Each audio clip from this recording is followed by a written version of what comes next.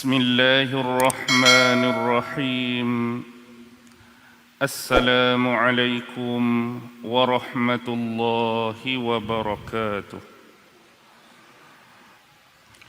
الحمد لله رب العالمين، وبه نستعين على أمور الدنيا والدين، والصلاة والسلام على أشرف الأنبياء والمرسلين وعلى آله وصحبه أجمعين. سبحانك لا علم لنا إلا ما علمتنا إنك أنت العليم الحكيم. قال رب اشرح لي صدري ويسر لي أمري واحلل عقدة من لساني يفقه قولي. اللهم يسر ولا تعسر. اللهم صل على سيدنا محمد وعلى آله وصحبه وسلم، ولا حول ولا قوة إلا بالله العلي العظيم. أما بعد. Alhamdulillah, syukur kehadrat Allah Subhanahu wa Ta'ala, kerana dengan limpah kurnia, rahmat, kasih sayang dan inayah daripada Allah, alhamdulillah, pada malam ini kita sama-sama ditempatkan oleh Allah Subhanahu wa Ta'ala pada sebaik-baik tempat di rumahnya, di masjid ini. Alhamdulillah. Mudah-mudahan Allah jualah yang akan menempatkan kita juga pada sebaik-baik tempat di akhirat kelak di sisinya, insya-Allah. Tuan-tuan, puan-puan, hadirin hadirat, muslimin muslimat yang dirahmati sekalian. Terlebih dahulu ucapan terima kasih saya kepada tuan pengerusi majlis, seterusnya pengerusi masjid, ahli-ahli jawatan kuasa, dan seterusnya EJK yang turut menjayakan program kuliah ataupun ceramah kita pada malam ini. Sekali lagi terima kasih. Dan saya juga memohon kemaafan sebab saya masuk di Raub ni seolah-olah langgar kawasan. Saya cuba hubungi abang kawasan, adinda saya Datuk Bat, tapi tak dapat. Mungkin dia sibuk, dia busy. Jadi tak apalah, saya masuk ke Raub malam ni insya-Allah bersama tuan-tuan dan puan-puan. Berbekalkan sedikit masa, mudah-mudahan adanya manfaat dan sedikit pencerahan yang kita dapat kongsikan bersama. Marilah sama-sama kita membaca, menghayati, merenung dan mentadabbur sepotong ayat yang difirmankan oleh Allah Subhanahu wa Ta'ala di dalam awal suratul Kahfi. A'udzu billahi minasy syaithanir rajim. Bismillahirrahmanirrahim. Alhamdulillahilladzi anzala ala abdihil kitaba wa lam yaj'al lahu 'iwaja. Ayat 1, ayat pertama daripada suratul Kahfi. Sebagaimana yang kita sedia maklum bahawa surah Al-Kahfi adalah merupakan suratul Makkiyah, satu surah yang diturunkan oleh Allah Subhanahu wa Ta'ala kepada junjungan besar Nabi Muhammad sallallahu alaihi wasallam di bumi Mekah. Dan surah ini mengandungi 110 ayat. Bila sebut surah Makkiyah, bermakna dia adalah surah yang diturunkan di Mekah. Tetapi ada perbahasan, pendapat dan khilaf di kalangan ulama. Adakah di dalam surah ini, yakni surah Al-Kahfi, adanya ayat-ayat madaniyah? Ada, sememangnya itulah yang dibahaskan. Dalam 110 surah Al-Kahfi Ayat 28 adalah ayat Madaniyah. Ayat 82 hingga 101. 82, 83, 84 sampai 101 juga adalah ayat-ayat Madaniyah. Selain itu semuanya adalah Makkiyah. Dan surah ini diturunkan kepada Nabi Muhammad selepas surah Al-Ghashiyah. Hal ataka hadisul Ghashiyah. Turun surah ni dulu pada Nabi, kemudian barulah diturun suratul Kahfi. Baik. Untuk kita membahaskan tentang surah Al-Kahfi, ada baiknya kita mengetahui sedikit sebanyak hubungan ataupun connection di antara surah yang kita nak belajar ni, iaitu surah yang ke-18 dengan surah sebelumnya, iaitu surah yang ke-17 yang dinamakan sebagai suratul Isra.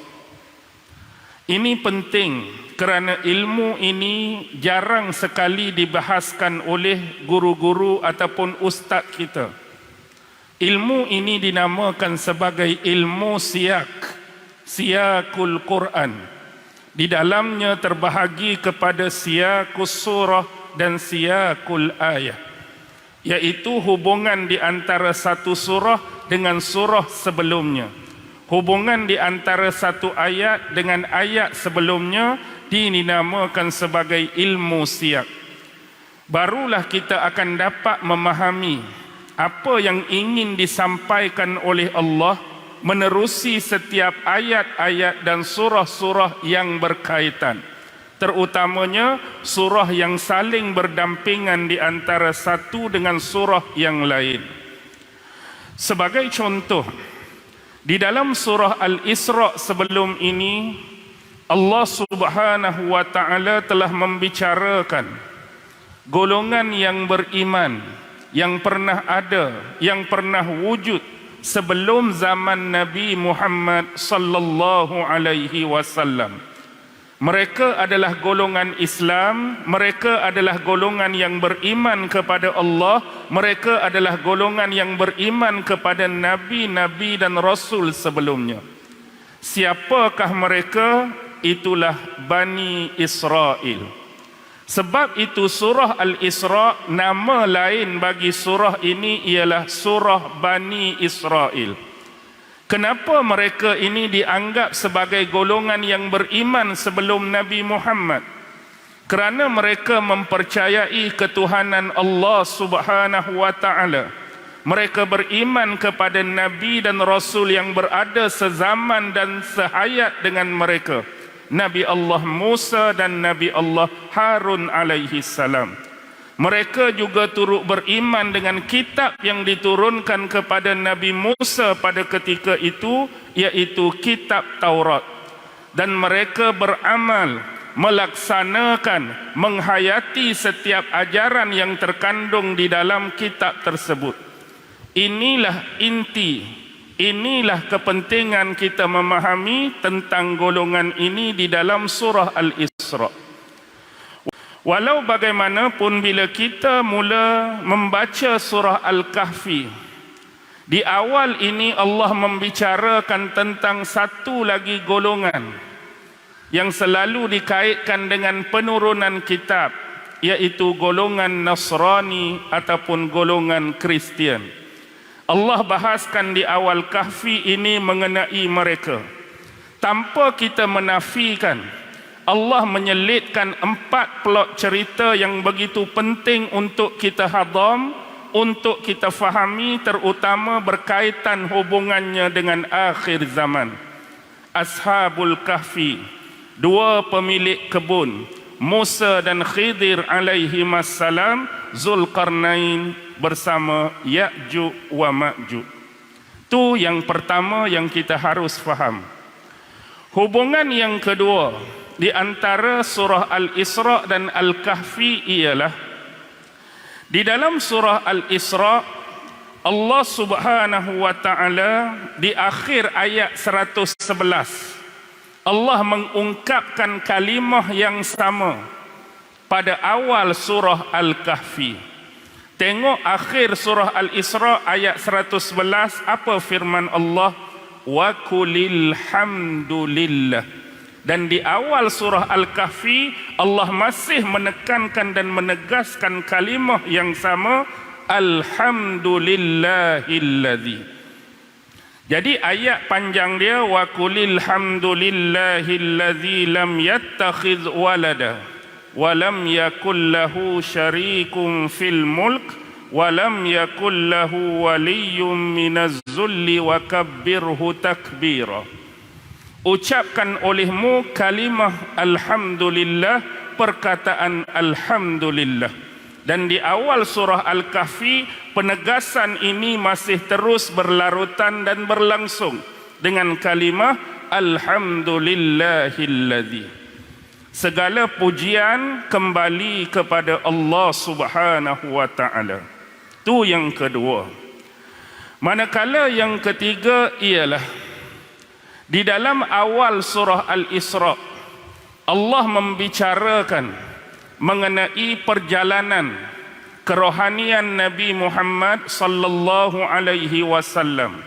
Subhanallazi asra bi'abdihi lailan minal masjidil harami ilal masjidil aqsa. Ini berkaitan dengan Isra Nabi dan kita hubungkan dengan peristiwa Mi'raj. Peristiwa Isra Mi'raj adalah perlambangan yang paling tinggi yang pernah dicapai oleh manusia. Bertemu dengan Allah Subhanahu wa taala, berbicara dengan Allah Subhanahu wa taala, menerima wahyu dan perintah daripada Allah Subhanahu wa taala, yaitu anugerah khusus daripada Allah kepada junjungan besar Nabi dan Rasul yang terakhir Muhammad sallallahu alaihi wasallam di alam atas. Dan hubungan dengan surah Al-Kahfi, Allah membicarakan tentang penurunan Al-Quran, penurunan wahyu yang standard, yang biasa dilakukan dan digunakan oleh Allah melalui wasilah malaikatu Jibril alaihi salam kepada Nabi Muhammad, juga kepada nabi-nabi dan rasul sebelumnya. Alhamdulillahillazi anzala ala abdihil kitab. Ayat ni menceritakan penurunan wahyu kepada Nabi Muhammad secara biasa, secara standard. Taurat dulu turun pada Nabi Musa pun macam ni lah, melalui malaikat Jibril. Zabur kepada Nabi Daud pun macam ni lah, melalui malaikat Jibril. Injil kepada Nabi Allah Isa pun macam ni lah, melalui malaikat Jibril. Dan begitu jugalah Al-Quran kepada Nabi Muhammad sallallahu alaihi wasallam pun beginilah secara biasa dan standard. Cuma perbahasan di awal Isra, Allah sendiri yang memanggil Nabi Muhammad sallallahu alaihi wasallam. Yang keempat, di awal surah Al-Isra Allah memanggil Nabi Muhammad bukan lagi dengan namanya, bukan lagi dengan gelaran dan pangkatnya, tetapi hanya menyebut menggunakan manifestasi kalimah hamba. Subhanalladzi asra bi'abdihi. Dan kalimah ini diulangi buat kali yang kedua di awal surah Al-Kahfi pun menggunakan kalimah yang sama. Alhamdulillahillazi anzala ala abdihi. Allah tidak menyebutkan dengan menggunakan nama Nabi. Alhamdulillahillazi anzala ala Muhammad. Allah tidak menyebutkan pangkat level Nabi. Alhamdulillahillazi anzala ala nabiyyihi. Tidak. Alhamdulillahillazi anzala ala rasulihi pun tidak.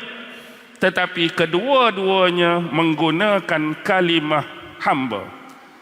Kerana kalimah hamba, gelaran hamba inilah yang paling tinggi di sisi Allah Subhanahu wa ta'ala. untuk menyatakan rasa tawaduk, untuk menyatakan rasa kerendahan diri hati seorang hamba. Walau apapun namanya, walau apapun pangkat dan levelnya, sama ada diberikan oleh Allah sendiri maupun manusia yang berada di dalam lingkungan kita, hakikatnya akan tetap kembali sesiapa pun, kita semua tetap adalah hamba Allah. Sebagai contoh, sewaktu kita dilahirkan oleh ibu kita, kita ni diberi dengan pelbagai nama. Ada nama Muhammad, ada nama Abdullah, ada nama apa sekalipun. Dan nama ini tidak mendatangkan apa-apa nilai dan value. Tidak mendatangkan apa-apa nilai dan value. Tidak lebih seseorang yang bernama Muhammad atas seorang yang bernama Abdullah. Tidak lebih seseorang yang bernama Abdul Rahman terhadap seseorang yang bernama Abdul Rahim. Tetapi hakikatnya nama apapun yang diberikan kepada kita, digelarkan kepada kita, kita semua adalah hamba Allah Subhanahu wa taala. Begitu juga dengan pangkat, level, kedudukan kita. Sama ada Nabi Muhammad sendiri seorang Nabi dan Rasul Allah, Allah tetap menggunakan kalimah ini hambanya, tanpa menafikan kemuliaan, keistimewaan, kedudukan Nabi di sisi Allah, tidak. Begitu jugalah sewaktu kita berada di lapangan atau di lingkungan manusia hari ini. Mungkin sewaktu keberadaan kita di atas dunia, takdir Allah menentukan macam-macam kepada kita. Ada yang jadi pegawai itu, ada yang jadi pegawai ni, ada orang yang besar-besar, ada jadi pangkat tu, ada jadi pangkat ni. Hakikatnya itu sekadar pangkat di sisi manusia.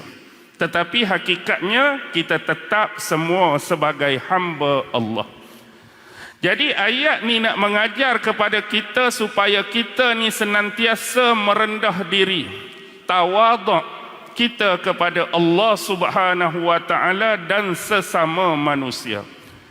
Baik, itu adalah serba sedikit 4 connection ataupun 4 hubungan di antara surah sebelumnya Al-Isra dengan surah Al-Kahfi sebagai muqaddimah dan sebagai permulaan. Baik, seterusnya kita harus memahami bagaimana surah ini boleh diturunkan kepada Rasulullah sallallahu alaihi wasallam. Dia ada asbabun nuzul, sebab-sebab mengapa surah ini turun pada Nabi. Begitu jugalah dengan antara surah-surah dan ayat yang lain. Bukanlah semua ayat tu ada sebab nuzul dia. Ada ayat yang tak ada sebab nuzul, ada ayat ataupun surah yang ada sebab nuzul. Jadi disebabkan Al-Kahfi ni ada sebab dia diturunkan kepada Rasulullah. Antaranya secara ringkas ialah ketika mana Rasulullah mendakwahkan Islam ini di bumi Mekah. Sejak sekian lama untuk beberapa tempoh ketika dan waktu. Dakwah baginda ini secara langsung kebanyakannya diterima oleh golongan menengah dan bawahan. Orang-orang biasa yang menerima Islam yang dibawa oleh Nabi. Golongan-golongan hamba yang menerima Islam. Golongan-golongan yang mempunyai tuan dan majikan yang beriman kepada Nabi. Selebihnya secara umum, peratusan yang besar di kalangan golongan-golongan elit. Golongan-golongan yang mempunyai pengaruh, sama ada dalam pemerintahan, dalam ekonomi dan sebagainya, kebanyakan daripada mereka menentang dakwah Islam yang dibawa oleh Nabi Muhammad. Secara ringkas yang kita boleh simpulkan, sampai suatu ketika mari perasaan ragu-ragu, mari perasaan was-was di dalam hati dan jiwa mereka. Bila mereka beranggapan dengan mengatakan bahawa kalaulah selama ini Muhammad itu mendakwahkan Islam kepada kita. Dan kita mengambil jalan serta pendekatan menolak dakwah tersebut, menentang dakwah tersebut, melawan dakwah tersebut. Dan kalau ditakdirkan berbetulan bahawa Muhammad ini adalah seorang pembohong, Muhammad ini adalah seorang pendusta, Muhammad ini adalah seorang klamer yang saja-saja mendakwa dirinya seorang nabi, dan kalau kebetulan itulah kita duk lawan dia, kita duk tolak dia, tak jadi apa-apa masalah. Memang dia duk bohong, kita tolak berbetulan, tak jadi masalah. Memang dia duk menipu, kita tolak, tak jadi masalah. Bagaimana pula sekiranya dia seorang yang benar, dia seorang yang betul, benar-benar utusan daripada Allah, Nabi dan Rasul, tiba-tiba kita ambil jalan, kita ambil pendekatan lawan dia. Kalau orang Pahang cakap tak kenal sakit tak? Kau orang Pahang tak sebut gitu. Takut saya sebut gitu, orang Kelantan lah. Jadi tak kena banyak. Kalau kita menolak Muhammad dalam keadaan dia sungguh-sungguh betul, dia sungguh-sungguh benar. Jadi kepastian dia nak cari lagu mana, nak cari macam mana. Pemuka-pemuka Quraisy ini mereka cukup sinonim. Apabila mereka menghadapi isu-isu permasalahan dalam bentuk ini, terutama yang melibatkan agama dan akidah serta kepercayaan pegangan mereka, mereka lebih suka merujuk kepada robbai-robbai dan pendeta-pendeta Yahudi yang berada di Yasrib pada waktu itu. Kenapa mereka suka bertanyakan isu sebegini kepada mereka? Kerana mereka cukup memuliakan golongan-golongan agamawan walaupun dianggap pegangan Yahudi itu sendiri bertentangan dengan pegangan penyembahan berhala mereka. Poin dia cukup penting, iaitu kerana golongan Yahudi ini mempunyai sumber. Apa dia? Alkitab. Jadi macam depa nak lawan Nabi, tak ada pernah seorang Nabi dan Rasul pun turun pada mereka.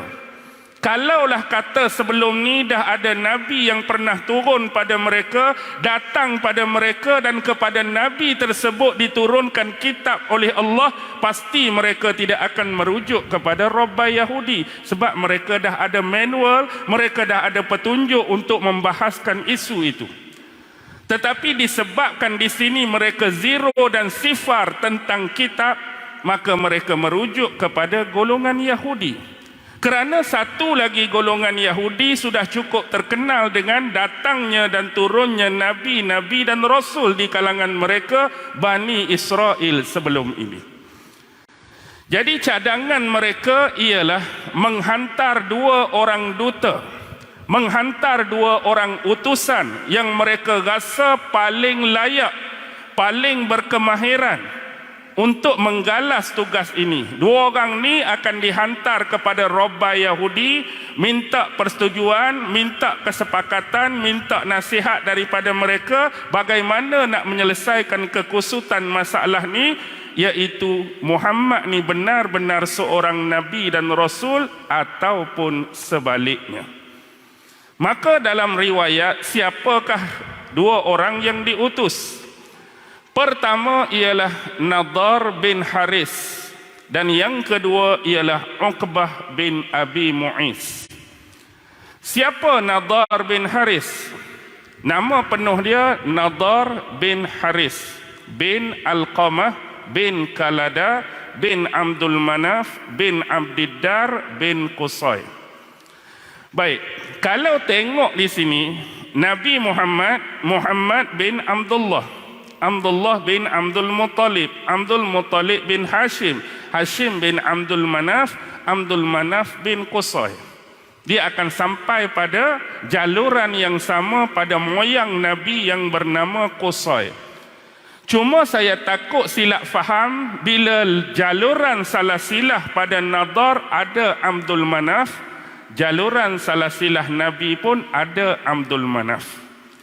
Abdul Manaf pada salasilah Nabi bukanlah orang yang sama, bukan Abdul Manaf yang sama dengan jaluran Nadar bin Haris. Okey. Walaupun sama-sama bin Qusay. Sebab jaluran Nabi Abdul Manaf bin Qusay. Jaluran Nadar bin Haris Abdul Manaf bin Abduddar bin Qusay. Ada Abduddar sebelum Qusay. Kerana Abdul Manaf Nabi dengan Abduddar Qusay itu adik-beradik, dua-dua anak Qusay. Anak Qusay ada 3. Abdul Manaf bin Qusay, Abdiddar bin Qusay, Abdul Uzza bin Qusay. Jadi Nabi Muhammad lalu ko Abdul Manaf bin Qusay. Kalau kawan ni tadi lalu Abdul Manaf bin Abdiddar bin Qusay. Jadi Abdul Manaf Nabi itu pak saudara kepada Abdul Manaf Nadar bin Haris. Takut sebab ada nama Abdul Manaf, pasal apa ada ni tertonggak satu jalan ke Qusay, hak ni Abdul Manaf bin Qusay terus.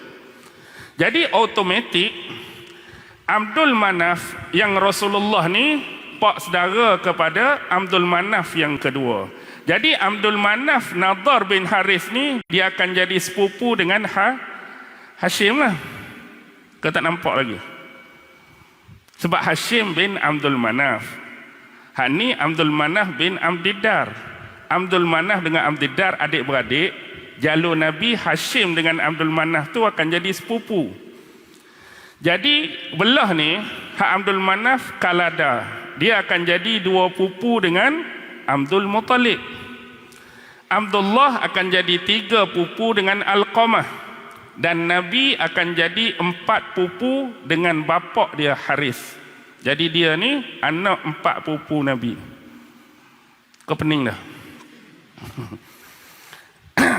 Anak 4 pupu. Kalau sini dia tak sebut dah, biasa kan. Orang Kelantan dia sebut waris adalah.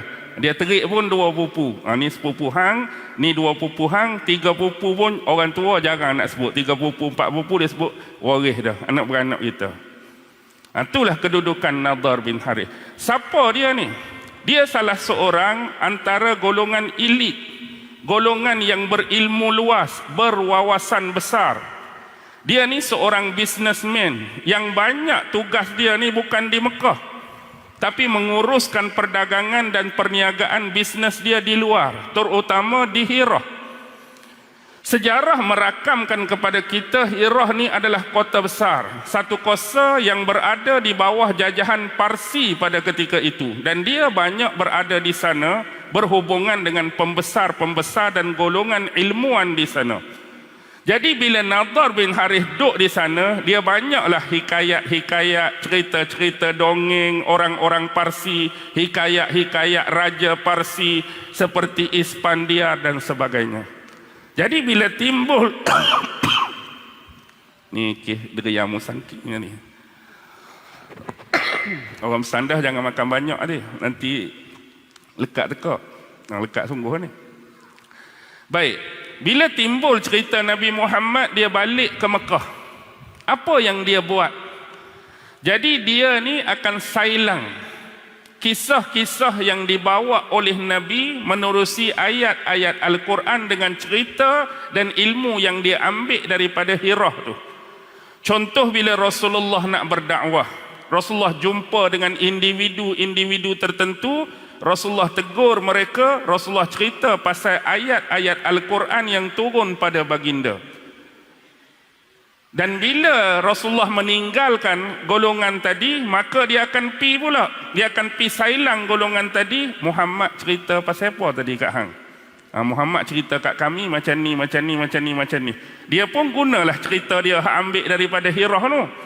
Cerita-cerita legenda, cerita-cerita dongeng biasa lebih powerful dan fantastik daripada cerita-cerita ayat-ayat Al-Quran. Jadi habis dia cerita, dia akan tanya, antara cerita Muhammad dengan cerita aku ni, mana lagi best? Mana lagi sedap? Mana lagi seronok untuk didengar? Dan ada kelanjutan daripada tu, dia upah dengan mewujudkan kemah-kemah. Dia panggil penyanyi-penyanyi, penari-penari untuk menarik perhatian mereka lalu meninggalkan dakwah Nabi. Walaupun sebelum ni pernah dengar dakwah Nabi, lepas tu malam tu panggil pergi tempat gelek, pergi tempat menyanyi, pergi tempat bersyair. Itulah Tu Nadar bin Haris, lebih kurang nak kenal tuan. Satu lagi Uqbah bin Abi Mu'is. Uqbah bin Abi Mu'is ni, Uqbah bin Abi Mu'is. Abi Mu'is tu bapak dia tu gelaran. Nama bapak dia Aban. Aban bin Abu Amru. Abu Amru bin Umayyah. Umayyah bin Abdisyams. Abdisyams bin Abdil Manaf. Abdil Manaf Tok Nabi jugalah. Tok Nabi. Cuma bezanya dia jalur Abdisyams, Nabi jalur Hashim. Tadi kan Abdul Manaf bin Qusay. Ini anak kepada Qusay tu Abdul Manaf hak jalur Nabi tu dia ada anak 4 orang. Anak Abdul Manaf yang pertama Muttalib. Anak Abdul Manaf yang kedua Hashim. Anak Abdul Manaf yang ketiga Abdul Syams, jalur kawan ni tadi. Anak Abdul Manaf yang keempat Naufal. 3 hak awal tu Muttalib, Hashim, Abdul Manaf tu satu bapak satu mak. Cuma Naufal hak adik bongsu tu satu bapak mak lain. Maknanya bini Abdul Manaf hak lain yang melahirkan Naufal. Jadi kalau Nabi lalu kok jalur siapa? Kok jalur Abdul Muttalib bin Hashim bin Abdul Manaf. Dia melalui jalur Abdisyams. Abdul Manaf ada anak ni, Muttalib tu hak sulung. Yang kedua, Hashim dengan Abdisyams ni dalam sejarah kembar. Moyang Nabi hak nama Hashim dengan hak kawan ni tadi, Abdisyams tu kembar. Cuma ada peristiwa yang menarik. Sewaktu mereka berdua ni dilahirkan dulu, jari telunjuk Abdisyams ni dia melekat di dahi Hashim. Jadi bila bidan-bidan pada masa tu cuba pelerai mereka, jadi bila tarik jari tu terpancuk darah keluar daripada dahi Hashim. Jadi orang-orang tua pada masa tu beranggapan peristiwa dan kisah ini kalau ada kebenaran dia, satu masa kedua-dua keluarga ni akan terjadi pertumpahan darah. Akan jadi peperangan yang besar. Dan kalau kita tengok dalam sejarah, antara yang paling awal ialah Perang Siffin. Perang Siffin di antara siapa? Sayyidina Ali, Bani Hashim dan Muawiyah dari Bani Abdisyams itulah. Yang kedua, dinasti Umayyah datang daripada Bani Abdisyams, dinasti Abbasiyah datang daripada Bani Hashim. Itu sejarah pertumpahan darah yang besar di antara kedua keluarga ni. Jadi hak mari ikut Abdisyams tu Muawiyah, Osman bin Affan, sebab Osman dengan Muawiyah tu sepupu je. Abu Sufyan bin Harb. Semua tu jalur Abdisyams inilah, keluarga Umayyah. Jadi Hashim dengan Abdisyams adik-beradik. Anak Hashim Abdul Muttalib dengan Umayyah sepupu. Abdullah dengan bapak dia Abu Amru, 2 pupu. Nabi Muhammad dengan bapak kawan ni pula Uqbah bin Abi Mu'is, Aban, 3 pupu. Jadi dia anak 3 pupu Nabi. Kawan tu tadi 4 pupu Nabi, dekat-dekat lah tu. Pening sekali lagi tak? Tak apalah, cuma nak habak, itulah kedudukan dia. Jelekkan 2, siapa dia? Pertama pak saudara dia Abu Lahab. Yang kedua kawan ni lah Uqbah bin Abi Mu'is. Kawan ini banyak buat kat Nabi. Satu ketika Uqbah bin Abi Mu'is ni hati dia dengar Nabi membaca dan mengalungkan ayat Al-Quran. Sampai satu ketika dia buat majlis besar-besaran, dia panggil golongan-golongan elit, golongan bangsawan yang dia rasa ada pengaruh, semua dia panggil. Jadi bila demikian, dia juga jemput Nabi. Bila Nabi sampai rumah dia, dia jemput Nabi makan. Tapi Nabi tak mau makan. Nabi kata, aku tidak akan makan makanan dan hidangan ni sebelum engkau mengucapkan tiada Tuhan selain Allah dan aku ni pesuruh dia, baru aku makan. Nabi kata. Lalu dia kata tak apa, dia menyanggupi nak buat benda tu. Lalu dia pun sebutlah asyhadu an la ilaha illallah wa asyhadu anna Muhammadar Rasulullah. Seolah-olah dia telah masuk Islam. Jadi bila dengar dekat geng-geng kawan dia, Abu Jahal lah, Ubay bin Khalaf lah, mereka kata hang ni dah tak berapa betul dah ni, hang ni gila ke apa. Dia kata aku bukan apa, aku menyanggupi untuk melafazkan kalimah tu kerana aku malu dan tak sanggup bila seseorang tu keluar daripada rumah aku dalam keadaan dia lapar dan dia tak makan. Oh, pendek juga dia, hebat jugalah. Maknanya kalau dia tak sebut, Nabi akan keluar dengan tak makan dan lapar keluar daripada rumah dia. Aku jadi malu kalau tetamu tu keluar bentuk macam tu daripada rumah aku, sebab tu aku sanggup nak. Lepas pada tu dia murtad balik. Abu Jahal duk cucuk dia, Ubay bin Khalaf duk cucuk dia, lepas tu dia pergi maki Nabi, dia ludah Nabi. Dan Nabi pernah pesan kepada dia, suatu masa kamu akan keluar daripada bukit tu dan kamu akan bertemu dengan aku di bukit sebelah ni. Itu merujuk kepada peristiwa perang Badar. Dia tertawan dan dihukum pancung. Tu Uqbah bin Abi Mu'is. Carilah kisah dia dalam sejarah. Baik. Dua orang ni, kita isyak berapa? 8? Belah-belah ke? Ni kira dah isyak lama dah. Baru nak masuk.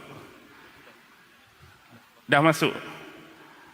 Nak buat lagu mana ni? Ayat tak masuk lagi ni. Boleh, tak apa. Baik, bila dua orang ni dihantar, ringkas cerita sebab kebanyakan kita pun tahu.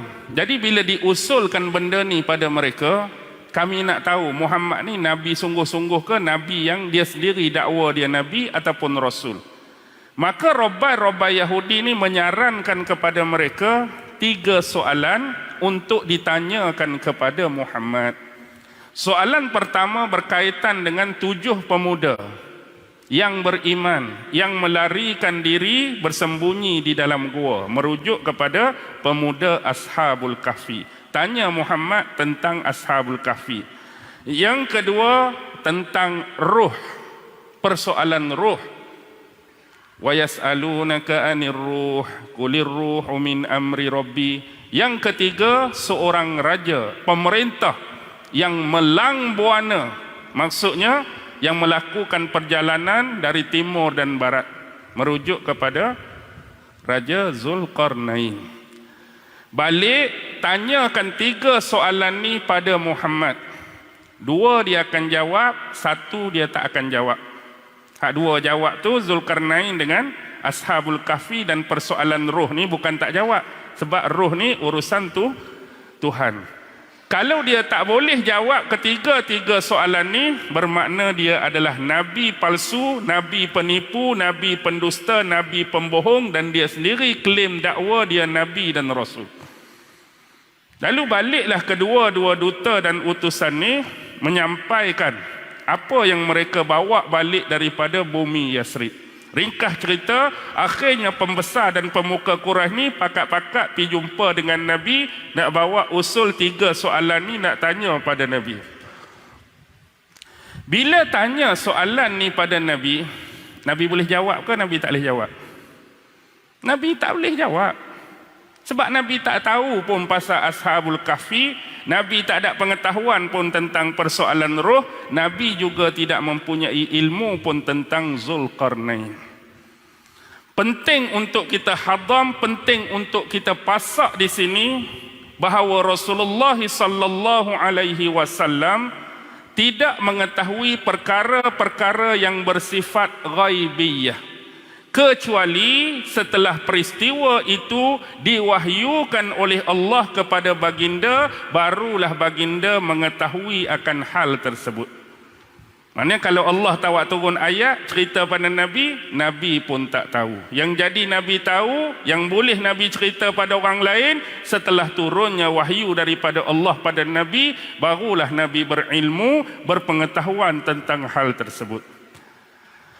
Jadi Nabi boleh jawab? Tak boleh jawab. Bila tak boleh jawab, Nabi beri penangguhan. Datang baliklah, datang semula lah, mari semula.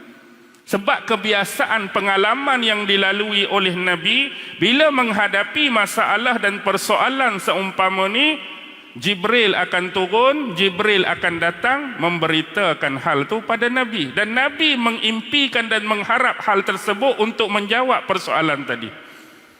Tetapi dalam riwayat menyebut 15 hingga 17 hari Jibril tak datang pada Nabi. Bayangkan satu tempoh yang cukup lama yang Nabi begitu mengharapkan hal tersebut. Dan ini adalah salah satu bentuk ujian daripada Allah kepada Nabi Muhammad dengan tidak memberikan jawapan dalam waktu dan tempoh yang cukup diperlukan oleh Nabi. Ni ada kisah tentang kalimah insya Allah. Kerana Nabi tak menyebut kalimah insya Allah sewaktu penangguhan nak bagi jawapan. Jadi esok mari pula, lagu mana Muhammad? Boleh jawab ke tak? Tak boleh. Mari pula lusa, tak leh. Mari pula hari lain, tak leh. Mari pula, tak leh. Cuba bayangkan berdasarkan riwayat tadi 15 hingga 17 hari. Saya rasa pemuka-pemuka Quraisy ni dah boleh dikatakan mempunyai takat kesabaran yang cukup tinggi. 15 hari, 17 hari ni tinggi dah. Kalau orang kita, demo nak bayar bila? Esok dia mau mari. Esok tak boleh. Tak ada lah janji mari esok. Lusa. Mari lusa tak boleh. Hari ketiga tu lagu mana? Tidak napa nyepak. Dua tu lah. 3 hari terik hari kita. Mari hari ni tak boleh, esok tak boleh, lusa tak boleh. Mari lepas tu dia jadi muka lain lah. Tak sampai 15 hari lah. Tapi 15 hari ni, tapi dalam masa yang sama, akibat tidak memperolehi jawapan daripada Nabi, mereka menggunakan peluang ini untuk menghina dan mencaci maki Nabi. Dengan memberikan alasan akibat ketidakmampuan Nabi untuk menjawab persoalan tersebut, Nabi ini bukan Nabi yang sebenar. Nabi ini pendusta, penipu, pembohong. Jadi lepas itulah baru Allah menurunkan jawapannya kepada Rasulullah. Jadi turunlah surah Al-Kahfi ni pada Nabi. Okey. Ni baru masuk ayat Kena cepat-cepat lah ni. Baik. Pada awal kalimah ni Allah menggunakan kalimah Alhamdulillah sebagaimana penghujung surah Al-Isra.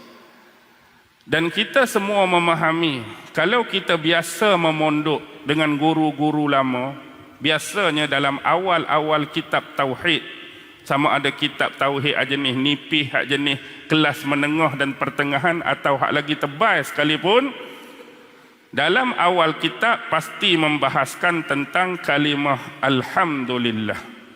Segala puji bagi Allah. Baik.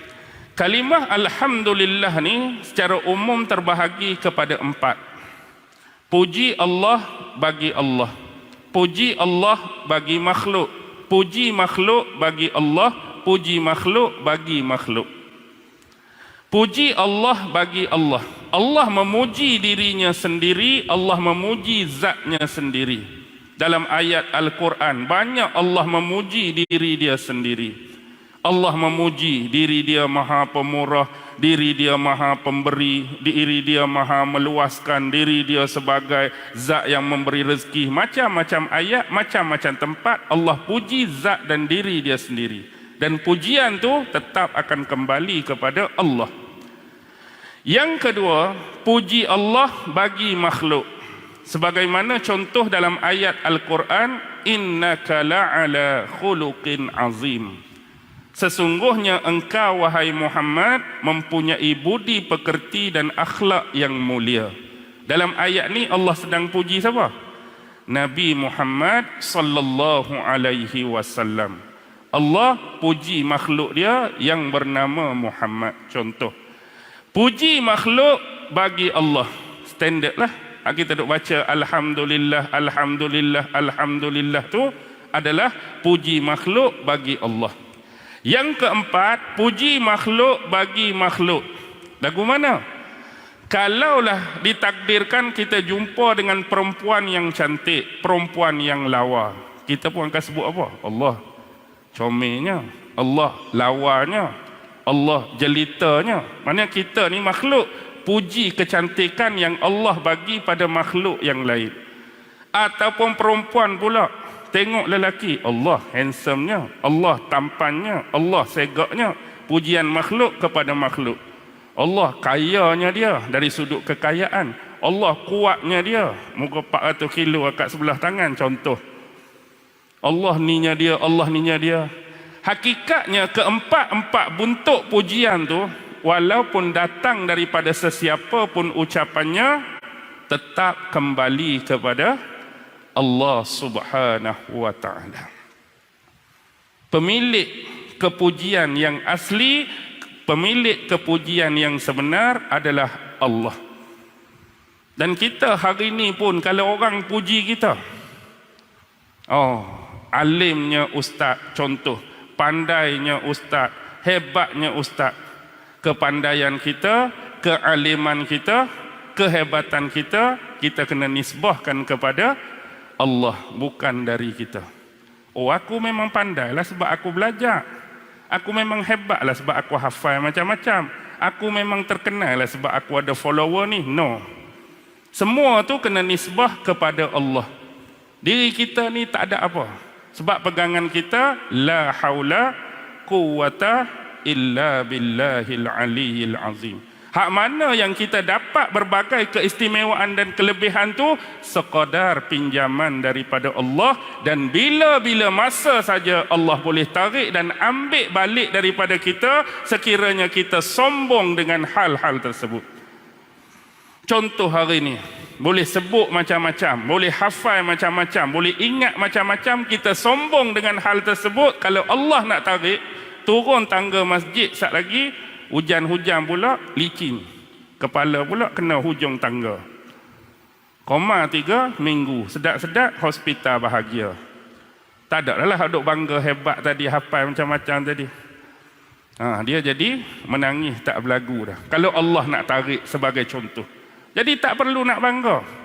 Jadi kita kembalikan pujian, orang kata apa pun, ni semua adalah pinjaman daripada Allah. Yang layak menerima kepujian yang sebenar adalah pencipta aku, pemilik aku, Allah Subhanahu wa ta'ala.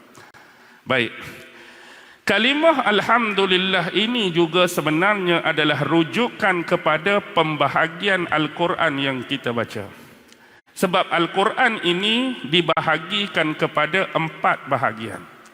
Dan setiap bahagian Al-Quran yang 4 ini, pembahagian dia setiap surah tu dimulakan dengan lafaz yang sama, Alhamdulillah. Baik. Pembahagian pertama dalam Quran pada surah Al-Fatihah sampai sebelum Al-An'am. Pembahagi dia surah pertama Al-Fatihah. Apa lafaz dia? Alhamdulillahi Rabbil Alamin. Kalimah Alhamdulillah. Jadi bahagian pertama Al-Quran, Alhamdulillah sampai Al-Ma'idah. Pembahagian yang kedua dimulakan pada surah Al-An'am. Apa awal surah Al-An'am? Kalimah yang sama. Alhamdulillahilladzi khalaqas samawati wal ard wa ja'alaz zulumati wan nur. Jadi ini pembahagian yang kedua dalam Quran. Al-An'am tarik sampai hujung Al-Isra. Wa qulil hamdulillahilladzi tadi. Pembahagian yang ketiga dalam Quran bermula di mana? Surah yang kita baca. Alhamdulillahilladzi anzala ala abdihil kitaba wa lam yaj'al lahu iwaja. Tarik sampai akhir surah 33. Pembahagian yang keempat duduk dalam 2 surah. Surah 34, surah 35. Surah Saba dan surah Fatir. Kerana kedua-dua surah ni ada lafaz yang sama. Kalau surah Saba, Alhamdulillahilladzi lahu ma fis samawati wal ard. Surah Fatir, Alhamdulillahi fatiris samawati wal ard. Sampailah kepada Qul a'udzu birabbin nas, tu pembahagian yang keempat. Inilah 4 bahagian Al-Quran yang ditanda, yang dirujuk surah yang dimulai dengan lafaz Alhamdulillah. Baik. Allazi anzala ala abdihi. Segala puji bagi Allah yang telah menurunkan ke atas hamba-Nya. Yang menurunkan ke atas hamba-Nya. Dalam ayat ni Allah guna kalimah apa? Anzala. Jangan kita samar, jangan kita keliru. Kerana tentang persoalan kitab ataupun Al-Quran, kadang-kadang Allah tak guna kalimah anzala. Allah guna kalimah nazzala. Contoh di awal surah Ali Imran.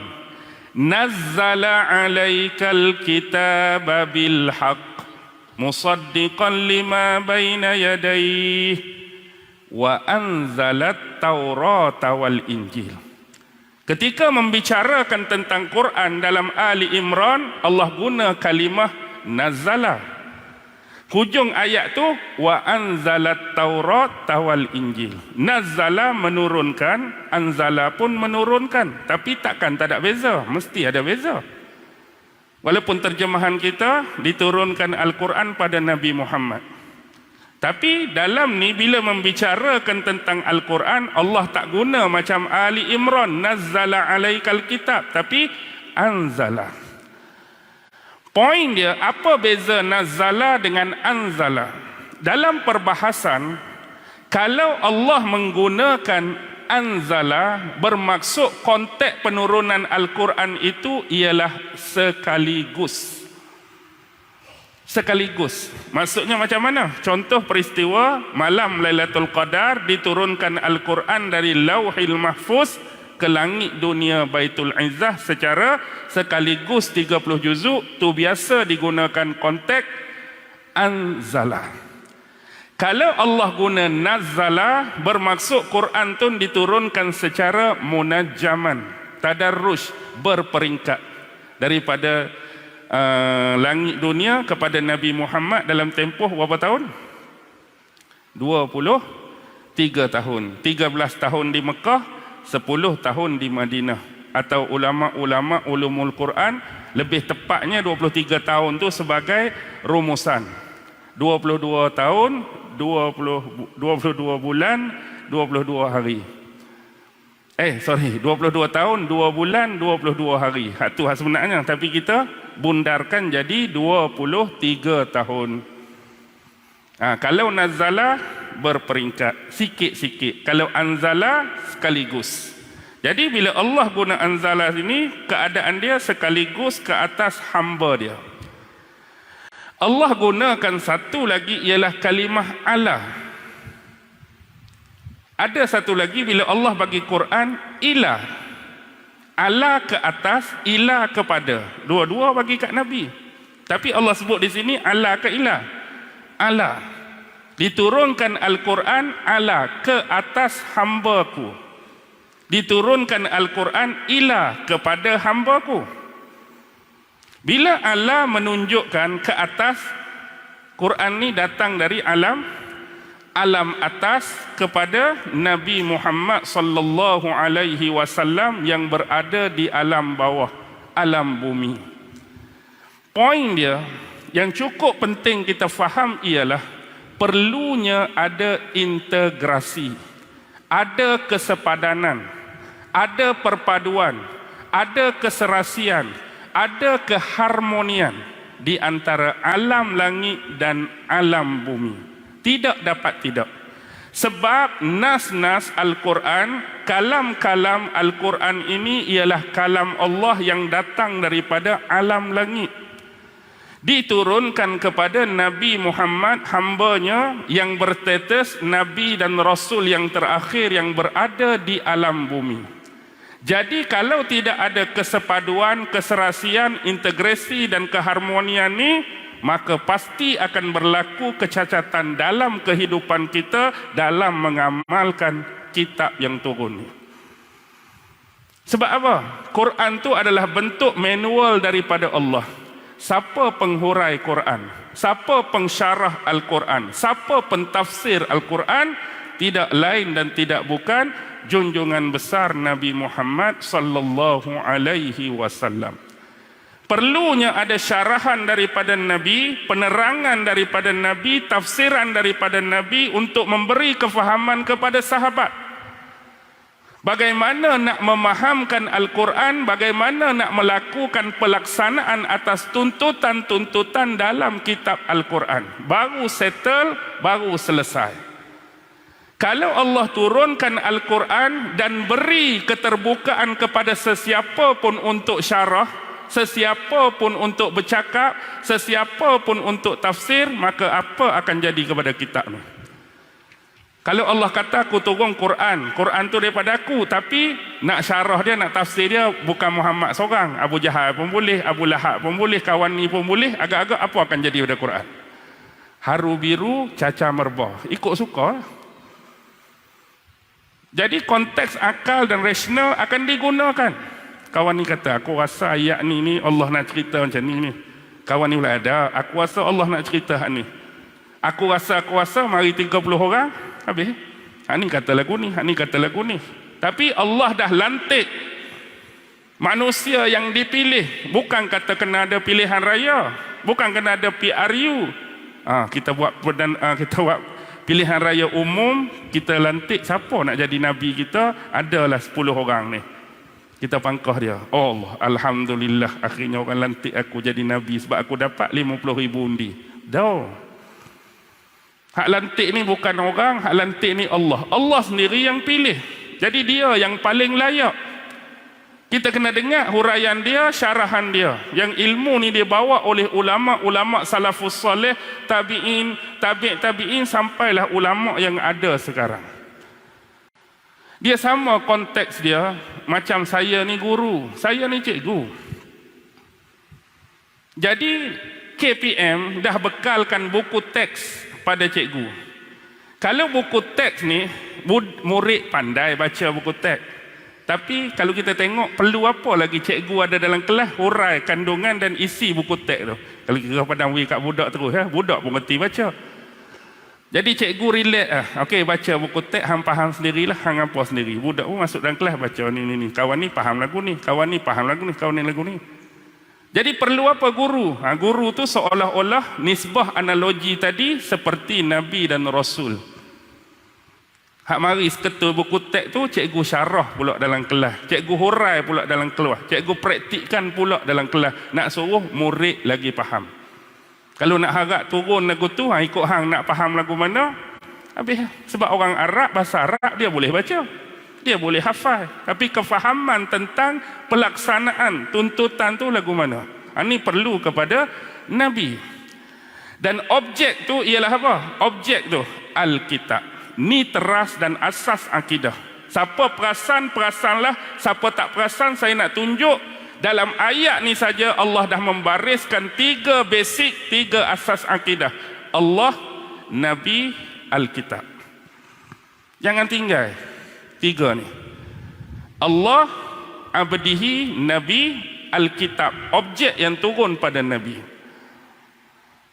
Kalau kita nak cari keharmonian, memang kena ada Al-Quran sebagai panduan dan huraian daripada Nabi Muhammad menerusi sunnah dan hadisnya. Kalau kita tak guna, nak guna Quran saja, huraian kita, maka dia akan jadi macam, saya ni tak erti mana, cuma kalau kita nak cakap bab sains ni, kalau wire ni dengan wire ni, kita tak negatif positif, dia nyala tak boy tu. Kalau wire tak betul, bab tu akan nyala tak? Mari seorang rumah kita ni mampu boy tu, dia pun pasal apa tak nyala ni? Oh, rupanya wire tu bukan wire dia. Jadi bila masuk wire dia, wire yang sebenar, wire yang jelas, wire yang betul, wire yang benar, mengikut aturan ilmu perwirean tu, betul ayat tu, jadi dia akan nyala lah. Tak payahlah wire pun nak bahas bab tauhid. Kalau kehendak Allah dia nyala, dia akan nyala. Kalau kehendak tak nyala, tu tak apalah, pegang di sini dah tu. Cuma ilmu perwirean dari sudut tu, kalau betul tu confirm nyala. Masalahnya kita nak suruh nyala, kena ada integrate tadi. Hak datang dari alam langit dengan pelaksanaan di alam bumi. Nak lagi mudah faham, kita ni kalau di sudut ilmu komputer, kita ni macam apa dia? Hardware. Kita hamba Allah ni, kita lah monitor, kita lah screen, Kitalah kotak PC, kitalah enjin-enjin tu. Tapi dia tak akan berjalan benda ni mengikut kesesuaian tanpa adanya software yang perlu dimasukkan dalam hardware tadi. Jadi bila masuk software yang nama dia apa? Windows kita katakan, Linux ke, barulah dia akan ada integrasi, ada keharmonian, tekan tik keluar. Jadilah ni kita ni hardware, tiba-tiba nak pakai software pirate, software kita sendiri. Hak software sebenar dia, aku tak mau pakai. Quran tak mau pakai. Hadis Nabi tak mau pakai. Agak-agak keluar dah kod screen monitor tadi. Hak pirate keluar, tapi banyak kecelaruan, banyak kecacatan. Kalau main game kadang-kadang crack. Apa crack ni? Orang nak tengah berlumba sedap-sedap, tiba-tiba berbalam-balam dah. Sebab pirate punya pasal. Pasal apa lag ni, pasal apa tak laju ni, pasal apa slow ni, pasal bukan hak dia sebenar. Tiba-tiba pasang hak Windows sebenar, software yang sebenar, barulah hardware tadi akan beroperasi dengan baik dan sempurna. Begitulah hubungan kita dengan kalam Allah ni. Itu adalah umpama software untuk kita pakai dalam kehidupan kita. Hak jadi haru biru, hak jadi masalah hari ni, macam-macam problem sebab kita tak mau pakai software tu. Kita nak pakai software selain daripada Allah buat turun tu. Itu jadi macam-macam. Jadi integrasi tu tak ada, keharmonian tu tak ada. Mungkin boleh guna, tapi dia akan jadi banyak kecacatan dan kita kata apa? Ketirisan serta kebocoran. Boleh terima dah analogi tu. Faham dah, saya ingat mudah dah tu nak habaq. Baik. Mana tadi? Alkitab, kitab walam yaj'al lahu iwaja. Sifat kitab yang turun tu tidak ada sebarang kebengkokan pada dia. Sifat Al-Quran betul. Sifat Al-Quran lurus. Sifat Al-Quran benar. Sifat Al-Quran tak ada kona-kona. Sifat Al-Quran tak ada bengkang-bengkok. Sifat Al-Quran tak ada belok-belok. Sifat Al-Quran tak ada U-turn. Itu bukan dia. Al-Quran lurus, benar, betul, sejajar. Kenapa Allah sebutkan tidak ada kebengkokan padanya? Faham betul-betul lah, saya nak habaq. Sebelum zaman Nabi Muhammad, saya yakin dan saya percaya melalui kitab yang turun kepada Nabi Allah Musa yang nama dia Taurat, melalui kitab Zabur yang turun kepada Nabi Allah yang namanya Daud, melalui kitab Injil yang turun kepada Isa yang namanya yang turun kepada Nabi Isa yang nama Injil ni, telah diberitakan kepada kaum masing-masing, iaitu mereka yang beriman kepada nabi-nabi yang diturunkan kitab tersebut. Saya cukup yakin dan percaya Nabi Allah Musa pada zaman hayat dan kehidupan dia telah menyempurnakan tugas sebagai seorang Nabi dan Rasul dengan penuh amanah dan tanggungjawab. Dia sudah menyampaikan kefahaman Taurat kepada kaumnya. Dia sudah menyampaikan pelaksanaan Taurat kepada kaumnya. Dan lebih jauh sudah mengamalkan ritual ibadah pelaksanaan Taurat kepada kaumnya. Settle. Begitu juga dengan Injil. Saya cukup yakin dan percaya Nabi Allah Isa sudah menyampaikan amanah dan tanggungjawab dia sebagai seorang Nabi dan Rasul dalam menyebarkan dan mengungkapkan ajaran-ajaran Injil yang turun pada beliau. Dia dah beri kefahaman yang sebenar, dia memberi contoh akhlak yang baik, dia memberikan pelaksanaan yang sebenar mengikut aturan daripada Allah. Baki lagi, semua kitab ini telah diberikan penjelasan dan kefahaman, telah diberikan contoh pelaksanaan, tetapi sampai hari ini, kenapa seolah-olah kita melihat tidak ada bentuk penghayatan yang keluar daripada kedua kitab ini? Kerana apa? Sudah berlaku kebengkokan padanya. Yang sebenarnya apa yang bengkok? Ingat tuan-tuan, saya berpesan, Taurat sesekali tidak pernah bengkok.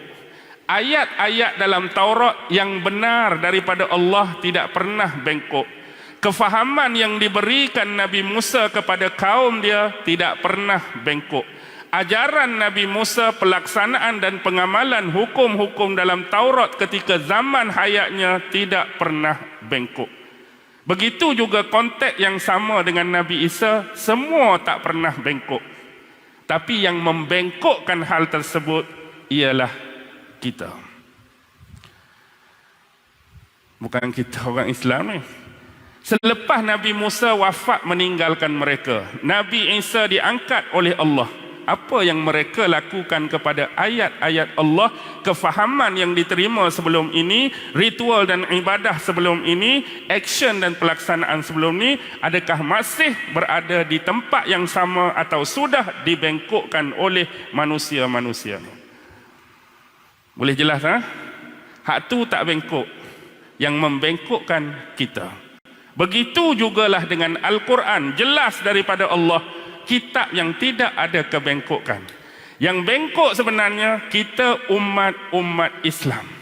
Kalau tak ada dari sudut penghayatan persamaan antara nas Al-Quran, hidup kita tak ada kesamaan dengan perintah daripada Rasulullah menerusi hadis dan sunnah-sunnah dia, kita yang membengkokkan hal tersebut. Contoh, dalam Al-Quran, pengharaman arak jelas, pengharaman riba jelas, pengharaman berjudi jelas, perhalaman makan harta orang lain jelas, pengharaman menipu orang lain jelas. Jadi kita boleh tengok dalam kehidupan, kalau ada orang minum arak, kalau ada orang berjudi, kalau ada orang makan harta riba, kalau ada orang tipu harta orang lain, Quran yang bengkok atau pelaku tu yang bengkok? Siapa hak bengkok? Siapa hak bengkok? Pelaku tu bengkok walaupun beragama Islam. Kenapa dia bengkok? Sebab dia tak luruskan kehidupan dia sama seperti kehendak Allah. Dia tak luruskan kehidupan dia sebagaimana sunnah Nabi. Dia yang membengkokkan diri dia. Siapa? Kita. Dalam Al-Quran, tuntutan Allah, perintah Allah jelas, larangan Allah pun jelas.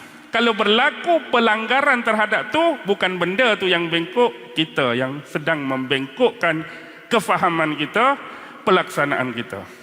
Sebab Al-Quran dalam sejarah tidak akan pernah mampu dicampuri oleh tangan manusia yang khianat dan jahat. Allah bagi jaminan hanya pada kitab yang terakhir.